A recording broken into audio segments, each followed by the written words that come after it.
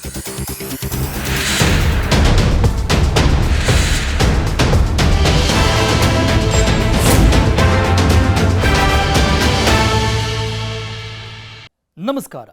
ಮಹಾರಾಷ್ಟ್ರದ ರಾಜಕೀಯ ಭೀಷ್ಮ ಅಜಿತ್ ಪವಾರ್ ದುರಂತ ಅಂತ್ಯ. 8 ಬಾರಿ ಶಾಸಕ, 6 ಬಾರಿ ಡಿಸಿಎಂ, ಸಿಎಂ ಆಗುವ ಆಸೆ ಸುಟ್ಟು ಬೂದಿ.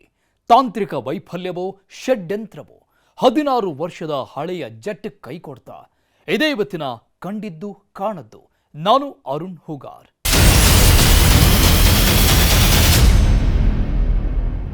ಅಜಿತ್ ಪವಾರ್ ಮಹಾರಾಷ್ಟ್ರ ರಾಜಕೀಯದ ಅನಭಿಷಕ್ತ ದೊರೆ.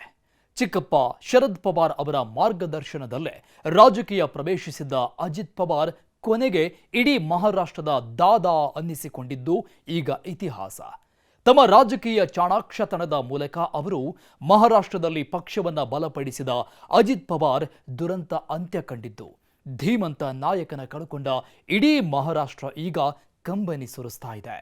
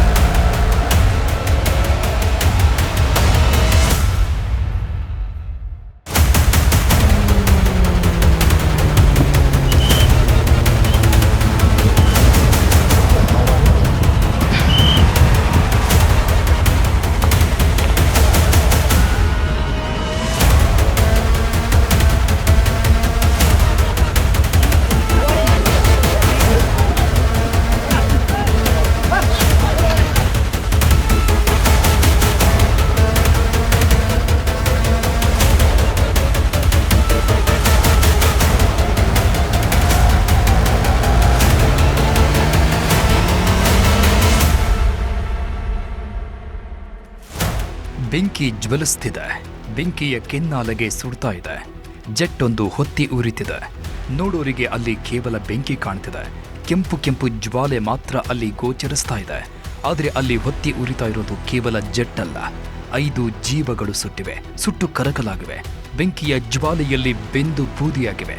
ಅದರಲ್ಲಿ 4 ಭವಿಷ್ಯದ ಬಗ್ಗೆ ಏನೇನೋ ಕನಸುಗಳನ್ನ ಇಟ್ಕೊಂಡಿದ್ದವರು, ತಮ್ಮ ಜೀವನದ ಕೆಲವೊಂದು ಆಸೆ ಆಕಾಂಕ್ಷೆಗಳನ್ನ ಇಟ್ಕೊಂಡಿದ್ದವರು.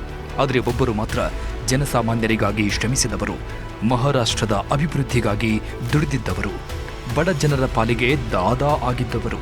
ಅವರು ಯಾರು ಗೊತ್ತಾ? ಮಹಾರಾಷ್ಟ್ರದ ರಾಜಕೀಯ ಭೀಷ್ಮ, ಮಹಾರಾಷ್ಟ್ರದ ಡಿಸಿಎಂ, ಎನ್ಸಿಪಿ ನಾಯಕ ಅಜಿತ್ ಪವಾರ್.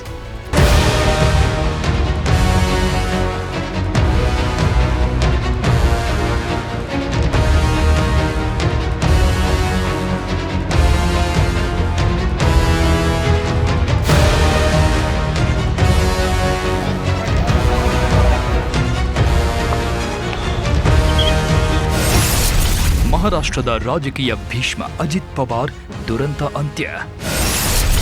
2 ಬಾರಿ ಲ್ಯಾಂಡಿಂಗ್ ಯತ್ನ ವಿಫಲ. ರೆಡಾರ್ನಿಂದಲೂ ಮಾಯ ಆಗಿದ್ದೇನು? ತಾಂತ್ರಿಕ ವೈಫಲ್ಯವೋ ಷಡ್ಯಂತ್ರವೋ 16 ವರ್ಷದ ಹಳೆಯ ಜೆಟ್ ಕೈಕೊಡ್ತ. ಇದು ದುರಂತ ಅಂತ್ಯ. ಮಹಾರಾಷ್ಟ್ರವನ್ನ ಶೋಕಸಾಗರದಲ್ಲಿ ಮುಳುಗಿಸಿದ ದುರಂತ ಅಂತ್ಯ ಇದು.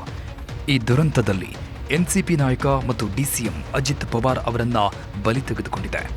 ಇದರ ಜೊತೆಗೆ ಇನ್ನೂ 4 ಮಂದಿ ಪ್ರಾಣ ಕಳೆದುಕೊಂಡಿದ್ದಾರೆ. ಜೆಟ್ ಪತನಗೊಂಡು ಬೆಂಕಿಯಲ್ಲಿ ಸುಟ್ಟು ಗುರುತೇ ಸಿಗದಷ್ಟು ಕರಕಲಾಗಿದ್ದಾರೆ. ಅಜಿತ್ ಪವಾರ್ ಕೂಡ ಇದರಲ್ಲಿ ಒಬ್ರು. ಹೌದು, ಅಜಿತ್ ಪವಾರ್ ದೇಶ ಕಂಡ ವಿಶೇಷ ರಾಜಕಾರಣಿ, ಮ್ಯಾನ್ ಆಫ್ ಆಕ್ಷನ್ ಅಂತಾನೆ ಕರೆಸಿಕೊಳ್ತಾ ಇದ್ದ ಅಜಿತ್ ಪವಾರ್ ಮಹಾರಾಷ್ಟ್ರ ರಾಜಕೀಯದಲ್ಲಿ ಮೂಡಿಸಿದ ಛಾಪು ಅಷ್ಟಿಷ್ಟಲ್ಲ. 8 ಬಾರಿ ಶಾಸಕರಾಗಿ, 6 ಬಾರಿ ಡಿಸಿಎಂ ಆಗಿ ಮಹಾರಾಷ್ಟ್ರವನ್ನ ಆಳಿದ ಅಜಿತ್ ಪವಾರ್ ತಮ್ಮ ರಾಜಕೀಯ ನಾಯಕತ್ವ ರೂಪಿಸಿಕೊಂಡಿದ್ದ ರೀತಿಗೆ ಒಂದು ಅಚ್ಚರಿಯಾದ್ರೆ, ಅಜಿತ್ ಪವಾರ್ ಅವರ ಕಾರ್ಯವೈಖರಿ ಮತ್ತೊಂದು ಅಚ್ಚರಿ.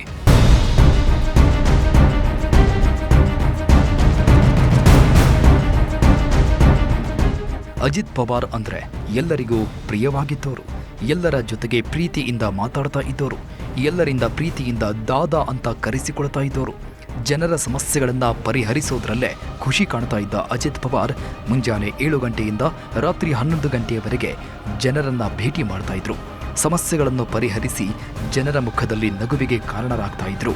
ಸಹಕಾರಿ ರಂಗದಲ್ಲಿ ತಮ್ಮದೇ ಆದ ಛಾಪು ಮೂಡಿಸಿದ ಅವರು ಮಹಾರಾಷ್ಟ್ರದ ಅಭಿವೃದ್ಧಿಗೆ ತಮ್ಮದೇ ಕೊಡುಗೆ ನೀಡಿದ್ರು. ಇದರ ಜೊತೆಗೆ ಅಜಿತ್ ಪವಾರ್ ನಿಷ್ಠುರ ರಾಜಕಾರಣಿಯಾಗಿದ್ದು ಯಾವುದಾದರೂ ಒಂದು ನಿರ್ಣಯ ತಗೊಂಡ್ರು ಅಂದ್ರೆ ಹಿಂದೆ ಸರಿತಾನೆ ಇರಲಿಲ್ಲ. ಇಂತಹ ನೇರ ನಿಷ್ಠುರ ಜನಾನುರಾಗಿ ರಾಜಕಾರಣಿ ದುರಂತ ಅಂತ್ಯ ಕಂಡಿದ್ದಾರೆ.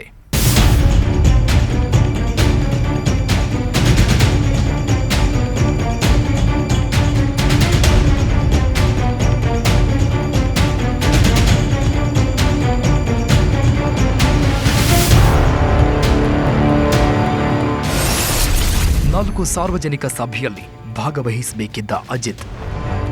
ಮಹಾರಾಷ್ಟ್ರದಲ್ಲಿ ಚುನಾವಣೆಗಳು ಹತ್ರ ಬರ್ತಿವೆ. ಅವು ಜಿಲ್ಲಾ ಪರಿಷತ್ ಮತ್ತು ಪಂಚಾಯತ್ ಸಮಿತಿ ಚುನಾವಣೆಗಳು. ಇದೇ ಚುನಾವಣೆಗಳ ಪ್ರಚಾರಕ್ಕೆ ಅಜಿತ್ ಪವಾರ್ ಅಖಾಡಕ್ಕಿಳಿದಿದ್ರು.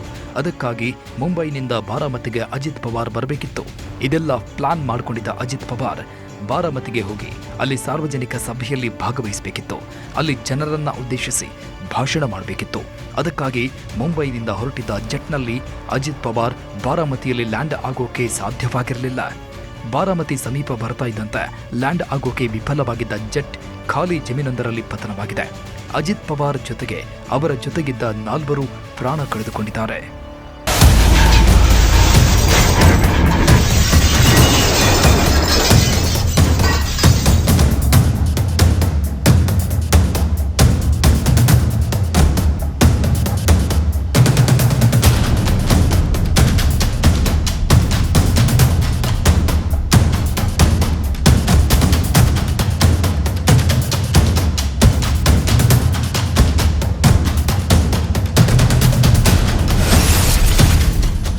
ಜೆಟ್ನಲ್ಲಿ ಅಜಿತ್ ಪವಾರ್ ಸೇರಿ 5 ಮಂದಿ ಇದ್ರು.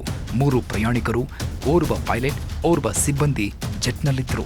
ಅಜಿತ್ ಪವಾರ್ ಅವರ ಭದ್ರತಾ ಅಧಿಕಾರಿಯಾದ ವಿದೀಪ್ ಜಾಧವ್ ಇದ್ದು ಇವರು ಮುಂಬೈ ಪೊಲೀಸ್ ಕಾನ್ಸ್ಟೇಬಲ್ ಆಗಿದ್ರು. ಇವರ ಜೊತೆಗೆ ಅಜಿತ್ ಪವಾರ್ ಸಹಾಯಕಿಯಾದ ಪಿಂಕಿ ಮಾಲಿ, ಜೆಟ್ನ ಪೈಲಟ್ ಕ್ಯಾಪ್ಟನ್ ಶಾಂಭವಿ ಪಾಠಕ್, ಸುಮಿತ್ ಕಪೂರ್ ಕೂಡ ಇದ್ರು. ಜೆಟ್ನಲ್ಲಿದ್ದ ಎಲ್ಲರೂ ದುರಂತದಲ್ಲಿ ಮೃತಪಟ್ಟಿದ್ದಾರೆ.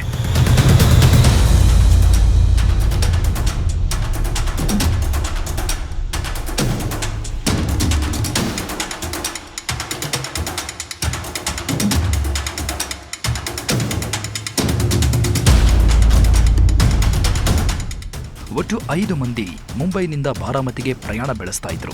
ಜೆಟ್ ವಿಮಾನದಲ್ಲಿ ಯಾವುದೇ ತೊಂದರೆ ಇಲ್ಲ ಅನ್ನೋದನ್ನ ಕನ್ಫರ್ಮ್ ಮಾಡಿಕೊಂಡೇ ಎಲ್ಲರೂ ಜೆಟ್ ಹತ್ತಿದ್ರು. ಆದರೆ ಪ್ರಯಾಣದ ಮಧ್ಯೆ ಏನಾಯಿತೋ ಗೊತ್ತಿಲ್ಲ. ಜೆಟ್ ವಿಮಾನಕ್ಕೆ ಲ್ಯಾಂಡ್ ಆಗೋದಕ್ಕೆ ಸಾಧ್ಯನೇ ಆಗಿರಲಿಲ್ಲ. ಕ್ಯಾಪ್ಟನ್ಗಳು ವಿಮಾನವನ್ನ ಲ್ಯಾಂಡ್ ಮಾಡೋದಕ್ಕೆ ಪ್ರಯತ್ನ ಪಟ್ಟರೂ ಸಾಧ್ಯವಾಗಿರಲಿಲ್ಲ. ಕೊನೆಗೆ ರೆಡಾರ್ನ ಸಂಪರ್ಕ ಕಡಿದುಕೊಂಡಿತ್ತು.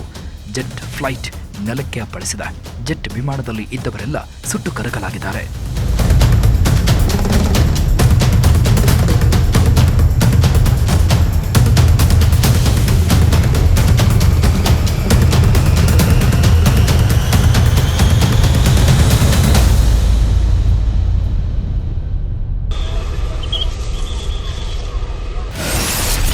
$256 ಕಿಲೋಮೀಟರ್ ಹೋಗಬೇಕಿದ್ದ ಜೆಟ್ 20 ಕಿಲೋಮೀಟರ್ ಬಾಕಿ ಇದ್ದಾಗಲೇ ಗೊಂದಲ. S, ಮುಂಬೈನಿಂದ ಬಾರಾಮತಿಗೆ 256 kilometre. ಮುಂಬೈನಿಂದ 2 ಭಾಗ ಎಲ್ಲವನ್ನೂ ತಪಾಸಣೆ ಮಾಡಲಾಗಿತ್ತು. 256 ಕಿಲೋಮೀಟರ್ ತಲುಪೋದಕ್ಕೆ ಬೇಕಾಗಿರೋ ಇಂಧನ ಇದೆಯಾ ಇಲ್ವಾ ಅನ್ನೋದನ್ನು ಕನ್ಫರ್ಮ್ ಮಾಡಿಕೊಳ್ಳಲಾಗಿತ್ತು. ಎಲ್ಲ ಪರಿಶೀಲನೆ ನಡೆದ ಮೇಲೆ ಎಲ್ಲರೂ ಜೆಟ್ ಹತ್ತಿದ್ರು. ಜೆಟ್ನಲ್ಲಿ ಎಲ್ಲರೂ ಆರಾಮಾಗಿ ಪ್ರಯಾಣ ಮಾಡ್ತಾ ಇದ್ರು. ಇನ್ನೇನು ಕೆಲವು ನಿಮಿಷಗಳಲ್ಲಿ ಬಾರಾಮತಿ ಬಂದೇ ಬಿಡ್ತು ಅನ್ನೋ ಟೈಮ್ಗೆ ಏನೋ ಗೊಂದಲ ಸೃಷ್ಟಿಯಾಯಿತು. ಬಾರಾಮತಿ ಕೇವಲ 20 ಕಿಲೋಮೀಟರ್ ಬಾಕಿ ಇತ್ತು ಅಂದಹಾಗೆ ಪೈಲಟ್ಗಳು ಗೊಂದಲಕ್ಕೊಳಗಾದ್ರು. 45 ನಿಮಿಷದಲ್ಲಿ ಮುಂಬೈ ಬಾರಾಮತಿ ಪ್ರಯಾಣ ಮುಗಿಸ್ತೇವೆ ಅಂತ ಅಂದ್ಕೊಂಡಿದ್ದ ಅವರಿಗೆ ವಿಮಾನ ಲ್ಯಾಂಡ್ ಮಾಡೋದಕ್ಕೆ ಸಾಧ್ಯ ಆಗಿರಲಿಲ್ಲ. ಕೊನೆಗೆ ಜೆಟ್ಟನ್ನ ಲ್ಯಾಂಡ್ ಮಾಡೋದಕ್ಕೆ ಬಾರಾಮತಿ ಸಮೀಪವೇ ಫ್ಲೈಟ್ ಕ್ರ್ಯಾಶ್ ಆಯಿತು.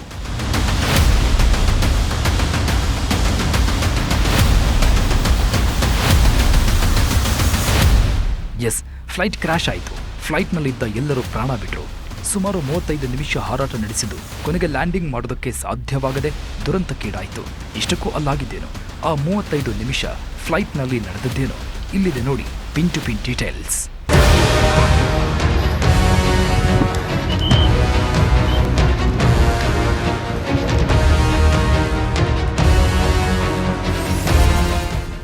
8:10ಕ್ಕೆ ಮುಂಬೈನಿಂದ ಜೆಟ್ ವಿಮಾನ ತೆರಳಿತ್ತು. 8:18ಕ್ಕೆ ಬಾರಾಮತಿ ATCಗೆ ಜೆಟ್ ವಿಮಾನ ಹಸ್ತಾಂತರವಾಗಿತ್ತು. ಈ ವೇಳೆ ಲ್ಯಾಂಡಿಂಗ್ ಬಗ್ಗೆ ಸಲಹೆ ಕೇಳಿದ ಜೆಟ್ ವಿಮಾನದ ಕ್ಯಾಪ್ಟನ್ ವಿವೇಚನೆ ಬಳಸಿ ಲ್ಯಾಂಡಿಂಗ್ಗೆ ATC ಸಲಹೆ ನೀಡಿತ್ತು. ಈ ಸಲಹೆ ಆಧರಿಸಿ 8:30ಕ್ಕೆ ಬಾರಾಮತಿಯಲ್ಲಿ ಲ್ಯಾಂಡಿಂಗ್ ಪ್ರಯತ್ನ ಮಾಡಲಾಯಿತು. ರನ್ವೇ ಲೈನ್ 11ರಲ್ಲಿ ಜೆಟ್ ಲ್ಯಾಂಡಿಂಗ್ಗೆ ಪ್ರಯತ್ನಿಸಲಾಯಿತು. ಆದರೆ ಗೋಚರತೆ ಕಾರಣ ನೀಡಿ ಲ್ಯಾಂಡಿಂಗ್ ವಿಫಲವಾಗಿದೆ. 8:42, 8:43ರ ನಡುವೆ ಮತ್ತೆ ಲ್ಯಾಂಡಿಂಗ್ ಯತ್ನ ವಿಫಲವಾಗಿದೆ. 8:44ಕ್ಕೆ ರೆಡಾರ್ ಸಂಪರ್ಕದಿಂದ ಜೆಟ್ ಕಾಣೆಯಾಗಿದೆ. 8:46ಕ್ಕೆ ಸರಿಯಾಗಿ ಜೆಟ್ ವಿಮಾನ ಬ್ಲಾಸ್ಟ್ ಆಗಿದೆ.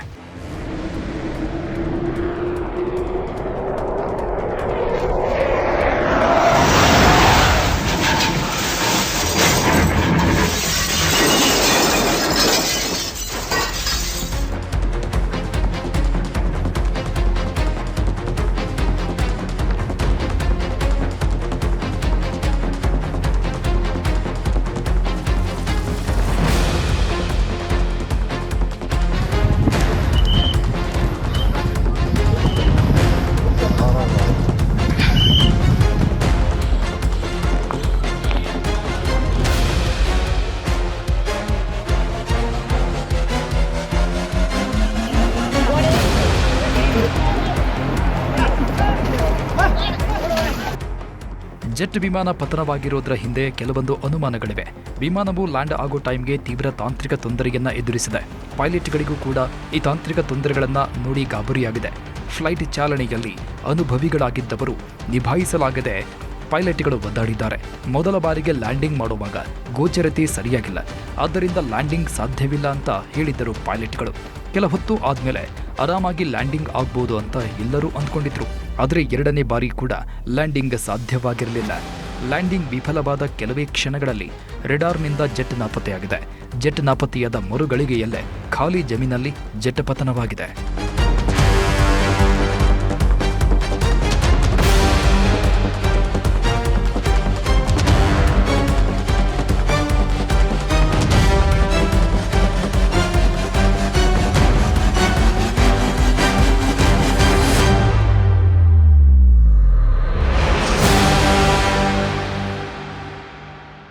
ಬಾರಾಮತಿ ವಿಮಾನ ನಿಲ್ದಾಣದಲ್ಲಿ ಜೆಟ್ ಲ್ಯಾಂಡಿಂಗ್ ಆಗೋಕೆ ಸ್ವಲ್ಪ ಟೈಮ್ ಇದ್ದಾಗಲೇ ಪೈಲಟ್ಗಳು ನಿಯಂತ್ರಣ ಕಳ್ಕೊಂಡಿದ್ದಾರೆ ಅನ್ನೋದು ಗೊತ್ತಾಗಿದೆ. ಮೊದಲ ಬಾರಿಗೆ ಫ್ಲೈಟ್ ಲ್ಯಾಂಡಿಂಗ್ ಆಗೋಕೆ ಪ್ರಯತ್ನ ಮಾಡುವಾಗಲೇ ಕೆಲವೊಂದು ತಾಂತ್ರಿಕ ಸಮಸ್ಯೆಗಳು ಎದುರಾಗಿವೆ. ನಂತರ ಆ ತಾಂತ್ರಿಕ ಸಮಸ್ಯೆಯನ್ನ ಬಗೆಹರಿಸಿಕೊಂಡು ಮತ್ತೊಂದು ಬಾರಿ ಲ್ಯಾಂಡಿಂಗ್ಗೆ ಯತ್ನಿಸಿದಾಗಲೇ ಸಂಪೂರ್ಣ ನಿಯಂತ್ರಣವನ್ನ ಪೈಲಟ್ಗಳು ಕಳೆದುಕೊಂಡಿದ್ದಾರೆ ಅಂತ ವರದಿಯಾಗಿದೆ. ರೆಡಾರ್ನಿಂದ ವಿಮಾನ ಕಣ್ಮರೆಯಾಗಿದ್ದು ಒಂದಷ್ಟು ದೂರದಲ್ಲಿ ಹೋಗಿ ನೆಲಕ್ಕೆ ಬಳಸಿದೆ. ಇದು ರಸ್ತೆಯೊಂದರ ಬಳಿಯಿದ್ದ CCTVಯಲ್ಲಿ ಸೆರೆಯಾಗಿದ್ದು ದಟ್ಟವಾದ ಹೊಗೆ ಮತ್ತು ಜ್ವಾಲೆ ವಿಮಾನ ಪತನದ ವೇಳೆ ಕಾಣಿಸಿಕೊಂಡಿದೆ.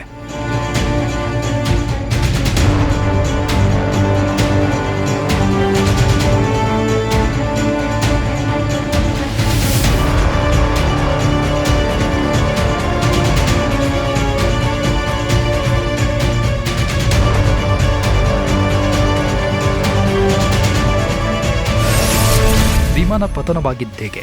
ಅಂತಿಮ ಕ್ಷಣಗಳು ಹೇಗಿದ್ವು? ವಿಮಾನ ಪತನವಾಗುವುದನ್ನು ಕೆಲವರು ನೋಡಿದ್ದಾರೆ. ವಿಮಾನ ಪತನದ ನಂತರ ಅಲ್ಲೇನಾಯಿತು ಅನ್ನೋದನ್ನ ನೋಡಿ ಬೆಚ್ಚಿಬಿದ್ದಿದ್ದಾರೆ. ಕೆಲವರು ಹೇಳೋ ಪ್ರಕಾರ ವಿಮಾನ ಪತನವಾಗುವುದಕ್ಕೂ ಮುನ್ನ ಆ ವಿಮಾನ ಜಾಸ್ತಿ ಶಬ್ದ ಮಾಡ್ತಾ ಇತ್ತು. ರನ್ವೇ ಹತ್ತಿರಕ್ಕೆ ಬಂದಿದ್ದ ಆ ಜೆಟ್ ಕೆಲವೇ ಕ್ಷಣಗಳಲ್ಲಿ ರನ್ವೇನಿಂದ ದೂರಕ್ಕೆ ಹಾರಿತು. ವಿಮಾನ ನಿಲ್ದಾಣದ ಪಕ್ಕದಲ್ಲೇ ಇದ್ದ ಖಾಲಿ ಜಮೀನಲ್ಲಿ ಅಪ್ಪಳಿಸಿತು. ಕೆಲವೇ ಕ್ಷಣಗಳಲ್ಲಿ ಅಲ್ಲಿ ದಟ್ಟವಾದ ಬೆಂಕಿ ಕಾಣಿಸಿಕೊಳ್ತು. ದಟ್ಟ ಹೊಗೆ ಎಲ್ಲೆಡೆ ಹರಡಿತು.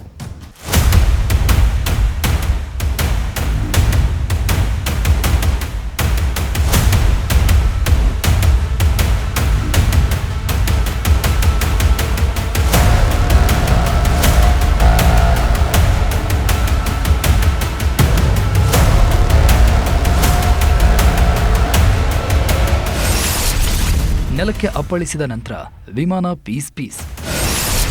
ವಿಮಾನದಲ್ಲಿ ಉಳಿದಿದ್ದು ಬಾಲ ಮತ್ತು ಒಂದು ರೆಕ್ಕೆ ಮಾತ್ರ. ವಿಮಾನ ಖಾಲಿ ಜಮೀನಲ್ಲಿ ಪತನವಾದ ತಕ್ಷಣ ಪೀಸ್ ಆಯ್ತಂತೆ. ಕೆಲವೇ ಕ್ಷಣಗಳಲ್ಲಿ ಬ್ಲಾಸ್ಟ್ ಆಗಿದ್ದು ಎಲ್ಲೆಡೆ ಬೆಂಕಿ ಹರಡಿಕೊಳ್ಳುತ್ತಂತೆ. ಈ ವೇಳೆ ಸ್ಥಳೀಯರು ಸ್ಥಳಕ್ಕೆ ಧಾವಿಸಿದ್ದಾರೆ. ನಂತರ ಪೊಲೀಸರು ಸ್ಥಳಕ್ಕೆ ಧಾವಿಸಿದ್ದು ಅಗ್ನಿಶಾಮಕ ದಳದವರು ಎಂಟ್ರಿ ಕೊಟ್ಟಿದ್ದಾರೆ. ಧ್ವಂಸಗೊಂಡ ವಿಮಾನದಲ್ಲಿ ಕೊನೆಗೆ ಉಳಿದಿದ್ದು ವಿಮಾನದ ಬಾಲ ಮತ್ತು ಒಂದು ರೆಕ್ಕೆ ಮಾತ್ರ. ದುರಂತದಲ್ಲಿ ವಿಮಾನದ ಮುಂಭಾಗ ಮತ್ತು ಮುಖ್ಯ ಕ್ಯಾಬಿನ್ ಬೆಂಕಿಯಿಂದ ಸಂಪೂರ್ಣವಾಗಿ ನಾಶವಾಗಿದೆ. ಅಜಿತ್ ಪವಾರ್ ಕೂಡ ಇದೇ ದುರಂತದಲ್ಲಿ ಪ್ರಾಣ ಕಳೆದುಕೊಂಡಿದ್ದಾರೆ.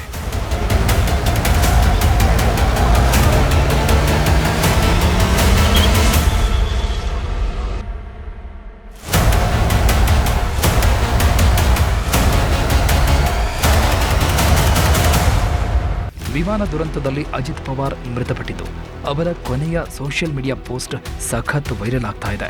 ನಾಗಪುರ, ಛತ್ರಪತಿ ಸಂಭಾಜಿನಗರ ಮತ್ತು ಪುಣೆಯಲ್ಲಿ ಐಟಿಐ ವಿದ್ಯಾರ್ಥಿಗಳಿಗೆ ಉದ್ಯೋಗಾವಕಾಶ ನೀಡುವ ನಿಟ್ಟಿನಲ್ಲಿ ಹಂತ ಹಂತವಾಗಿ ಪಿಎಂ ಸೇತು ಯೋಜನೆ ಜಾರಿ ಮಾಡಲಾಗುತ್ತದೆ. ಲೋಕೋಪಯೋಗಿ ಇಲಾಖೆಯ ಸಣ್ಣ ಮತ್ತು ಮಧ್ಯಮ ಗುತ್ತಿಗೆದಾರರ ಬಾಕಿ ಹಣ ಪಾವತಿಸಲು ಟ್ರೇಡ್ಸ್ ಎನ್ನುವ ವ್ಯವಸ್ಥೆ ಮಾಡಲಾಗುವುದು ಅಂತಲೂ ಪೋಸ್ಟ್ ಮಾಡಿದರು ಅಜಿತ್ ಪವಾರ್. ಇದರ ಜೊತೆಗೆ ಇನ್ನಷ್ಟು ಕನಸುಗಳನ್ನು ಆ ಪೋಸ್ಟ್ನಲ್ಲಿ ಬಿಚ್ಚಿಟ್ಟಿದ್ರು. ಆ ಕನಸುಗಳನ್ನು ನನಸಾಗಿಸಿಕೊಳ್ಳುವ ಮುನ್ನವೇ ವಿಧಿ ಆಟವಾಡಿದೆ.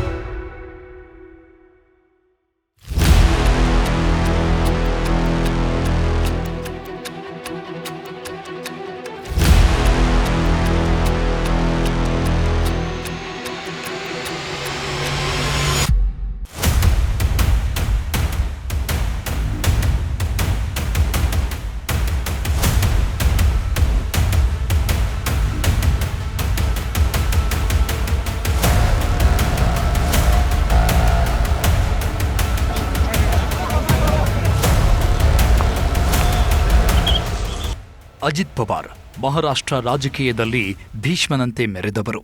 ತಮ್ಮ ಕಾರ್ಯವೈಖರಿ ಕಾರಣಕ್ಕೆ ಮ್ಯಾನ್ ಆಫ್ ಆಕ್ಷನ್ ಅಂತ ಕರೆಸಿಕೊಳ್ತಾ ಇದ್ದವರು. ತಮ್ಮ ಪರೋಪಕಾರಿ ಕೆಲಸಗಳಿಂದಾಗಿ ಜನರಲ್ಲಿ ಪ್ರೀತಿಯಿಂದ ದಾದಾ ಅಂತಾನೆ ಹೆಸರಾದವರು. ಇದಕ್ಕೆ ಎಕ್ಸಾಂಪಲ್ ಕೂಡ ಇದೆ. ಹೌದು, ಕೇವಲ 20 ದಿನಗಳ ಹಿಂದೆ ಅಂದರೆ ಜನವರಿ 8ರಂದು ರಸ್ತೆ ಅಪಘಾತದಲ್ಲಿ ಗಾಯಗೊಂಡ ವ್ಯಕ್ತಿಗೆ ಸಹಾಯ ಮಾಡಿದ್ದ ಅಜಿತ್ ಪವಾರ್ ಎಲ್ಲರೂ ಸಹಾಯ ಮಾಡಬೇಕು ಅಂತ ಪ್ರೋತ್ಸಾಹ ಮಾತುಗಳನ್ನಾಡ್ತಾ ಇದ್ರು. ಅಪಘಾತದ ಸ್ಥಳದಲ್ಲಿ ಹೋಗುತ್ತಿದ್ದ ಅಜಿತ್ ಪವಾರ್ ಶಿಷ್ಟಾಚಾರವನ್ನ ಮುರಿದು ತಮ್ಮ ಬೆಂಗಾವಲು ಪಡೆಯನ್ನ ನಿಲ್ಲಿಸಿದ್ರು. ಇದಲ್ಲದೆ ಅವರು ತಕ್ಷಣವೇ ಗಾಯಗೊಂಡ ಯುವಕನಿಗೆ ಸ್ಥಳದಲ್ಲೇ ಸಹಾಯ ಮಾಡಿದ್ರು. ತಕ್ಷಣದ ಚಿಕಿತ್ಸೆಗಾಗಿ ಆಸ್ಪತ್ರೆಗೆ ಕಳುಹಿಸಲು ಸಹಾಯ ಮಾಡಿದ್ರು. ಇಂಥ ಗುಣಗಳ ಕಾರಣಕ್ಕೆ ಅಜಿತ್ ಪವಾರ್ ಅಂದ್ರೆ ಮಹಾರಾಷ್ಟ್ರದ ಜನರಿಗೆ ತುಂಬಾ ಇಷ್ಟ. ಇಂಥ ಧೀಮಂತ ನಾಯಕ ವಿಮಾನ ಅಪಘಾತದಲ್ಲಿ ಪ್ರಾಣ ಕಳ್ಕೊಂಡಿದ್ದಾರೆ. ಆ ವಿಮಾನ ಯಾವುದು ಗೊತ್ತಾ? ಲಿಯರ್ ಜೆಟ್ 45.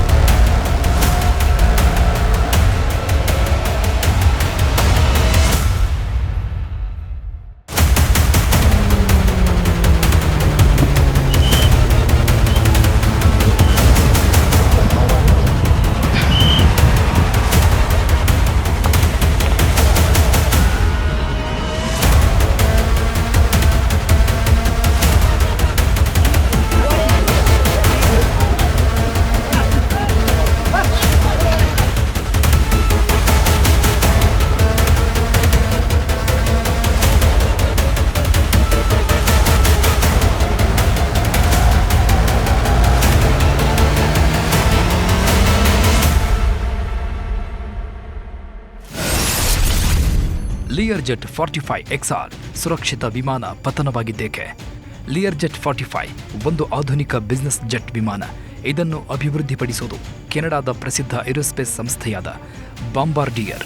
ಈ ವಿಮಾನವನ್ನು ಪ್ರಮುಖವಾಗಿ ವಿಐಪಿಗಳಿಗಾಗಿ, ದೊಡ್ಡ ಕಂಪನಿಗಳ ಉನ್ನತ ಅಧಿಕಾರಿಗಳಿಗಾಗಿ ಮತ್ತು ವಿಶೇಷ ಚಾರ್ಟರ್ ವಿಮಾನಗಳಲ್ಲಿ ಪ್ರಯಾಣಿಸುವವರಿಗಾಗಿ ವಿನ್ಯಾಸಗೊಳಿಸಲಾಗಿದೆ. ಈ ವಿಮಾನವು ಅತ್ಯಂತ ಸುಸಜ್ಜಿತ ಮತ್ತು ಐಷಾರಾಮಿ ಕ್ಯಾಬಿನ್ ಹೊಂದಿದೆ. ಸುಮಾರು 8 ಪ್ರಯಾಣಿಕರು ಆರಾಮದಾಯಕವಾಗಿ ಕುಳಿತು ಪ್ರಯಾಣಿಸಬಹುದು. ದೀರ್ಘ ಹಾಗೂ ದೂರದ ಹಾರಾಟಕ್ಕೆ ಹೆಸರುವಾಸಿ. ಪದೇ ಪದೇ ಇಂಧನ ತುಂಬಿಸುವ ಕಿರಿಕಿರಿ ಇಲ್ಲ. ವೇಗವಾಗಿ ಪ್ರಯಾಣಿಸೋದ್ರಿಂದ ಗಣ್ಯರ ಅಮೂಲ್ಯ ಸಮಯ ಉಳಿಸುತ್ತದೆ. ಲಿಯರ್ ಜೆಟ್ 45 2 ಶಕ್ತಿಯುತ ಟರ್ಬೋ ಫ್ಯಾನ್ ಎಂಜಿನ್ಗಳನ್ನು ಹೊಂದಿದೆ. ಇದರಿಂದ ವೇಗ ಕೂಡ ಜಾಸ್ತಿನೇ ಇರುತ್ತೆ. ಬ್ಲ್ಯಾಕ್ ಬಾಕ್ಸ್ ವಶಕ್ಕೆ ಶೀಘ್ರದಲ್ಲೇ ನಿಖರ ಮಾಹಿತಿ. ಬಾರಾಮತಿಯಲ್ಲಿ ಎಲ್ಲಿ ಅಪಘಾತವಾಗಿತ್ತೋ ಅಲ್ಲಿಂದ ಬ್ಲ್ಯಾಕ್ ಬಾಕ್ಸ್ ಅನ್ನ ವಶಪಡಿಸಿಕೊಳ್ಳಲಾಗಿದೆ. ಇದನ್ನು ಫಾರೆನ್ಸಿಕ್ಗೆ ಕಳಿಸಲಾಗಿದ್ದು ಪೈಲಟ್ ಮತ್ತು ATC ನಡುವೆ ಕೊನೆಯದಾಗಿ ಏನೇನು ಸಂಭಾಷಣೆ ನಡೀತು ಅನ್ನೋ ನಿಖರ ಮಾಹಿತಿ ಶೀಘ್ರದಲ್ಲೇ ಸಿಗಲಿದೆ. ಈಗ ಸದ್ಯಕ್ಕೆ ಕೇಂದ್ರ ವಾಯುಯಾನ ಸಚಿವಾಲಯವು ಮೂಲಕ ಸಮಗ್ರ ತನಿಖೆಗೆ ಆದೇಶಿಸಿದೆ. ವಾಯುಯಾನದ ಅಂಕಿ ಅಂಶಗಳ ಪ್ರಕಾರ ಸುಮಾರು 60% 80% ಅಪಘಾತಗಳು ವಿಮಾನವು ಇಳಿಯುವ ಅಥವಾ ಟೇಕ್ ಆಫ್ ಆಗುವ ಸಮಯದಲ್ಲೇ ಆಗ್ತವೆ. ಇನ್ನು ಕೆಲವು ತಜ್ಞರ ಪ್ರಕಾರ ಒಂದು ಬಾರಿ ಲ್ಯಾಂಡಿಂಗ್ ವಿಫಲವಾದಾಗ ಪೈಲಟ್ಗಳ ಮೇಲೆ ಒತ್ತಡ ಹೆಚ್ಚಾಗುತ್ತೆ. ಇದೇ ಒತ್ತಡ ಸಣ್ಣ ತಾಂತ್ರಿಕ ದೋಷವನ್ನು ದೊಡ್ಡ ಅವಘಡವನ್ನಾಗಿ ಪರಿವರ್ತಿಸಬಹುದು ಅಂತಲೂ ಅಂದಾಜಿಸಿದೆ.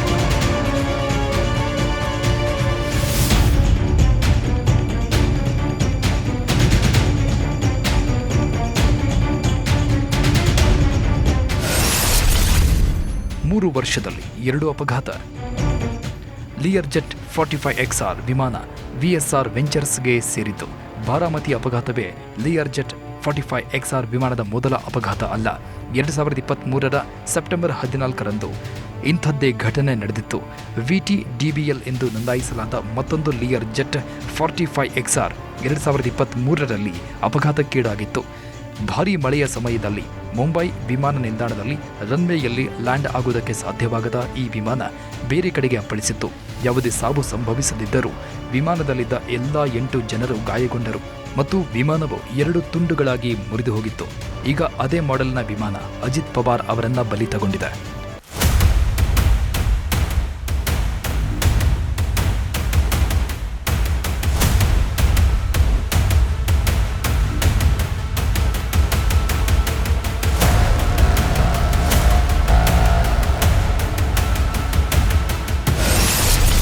ಉನ್ನತ ಮಟ್ಟದ ತನಿಖೆಗೆ ಆಗ್ರಹಿಸಿದ ಮಮತಾ ಬ್ಯಾನರ್ಜಿ. ಅಜಿತ್ ಪವಾರ್ ಸಾವಿನ ಕುರಿತು ಪಶ್ಚಿಮ ಬಂಗಾಳ ಮುಖ್ಯಮಂತ್ರಿ ಮಮತಾ ಬ್ಯಾನರ್ಜಿ ಕಳವಳ ವ್ಯಕ್ತಪಡಿಸಿದ್ದಾರೆ. ವಿಮಾನ ಪತನ ಪ್ರಕರಣವನ್ನು ಉನ್ನತ ಮಟ್ಟದ ತನಿಖೆಗೆ ವಹಿಸುವಂತೆ ಆಗ್ರಹಿಸಿದ್ದಾರೆ. ಅವರು ಉನ್ನತ ಮಟ್ಟದ ತನಿಖೆಗೆ ಆಗ್ರಹಿಸುವುದಕ್ಕೂ ಕೆಲವೊಂದು ಕಾರಣ ಕೊಟ್ಟಿದ್ದಾರೆ. ಅಜಿತ್ ಪವಾರ್ ಎನ್ಡಿಎ ತೊರೆದು INDIA ಒಕ್ಕೂಟ ಸೇರಬೇಕಿತ್ತು. ಅವರು NDA ಒಕ್ಕೂಟ ತೊರೆಯುವ ಮಾತುಗಳು ದಟ್ಟವಾಗಿತ್ತು. ಆದರೆ ಇಂಥ ಟೈಮಲ್ಲೇ ವಿಮಾನ ಕ್ರಾಶ್ ಆಗಿದೆ. ಆದ್ದರಿಂದ ಸುಪ್ರೀಂ ಕೋರ್ಟ್ ಮೇಲ್ವಿಚಾರಣೆಯಲ್ಲಿ ಉನ್ನತ ಮಟ್ಟದ ತನಿಖೆ ನಡೆಯಬೇಕೆಂದು ನಾನು ಒತ್ತಾಯಿಸುತ್ತೇನೆ. ಅಪಘಾತ ಹೇಗೆ ಸಂಭವಿಸಿತು ಅನ್ನೋದು ಎಲ್ಲರಿಗೂ ಗೊತ್ತಾಗಬೇಕು ಅಂತ ಆಗ್ರಹಿಸಿದ್ದಾರೆ.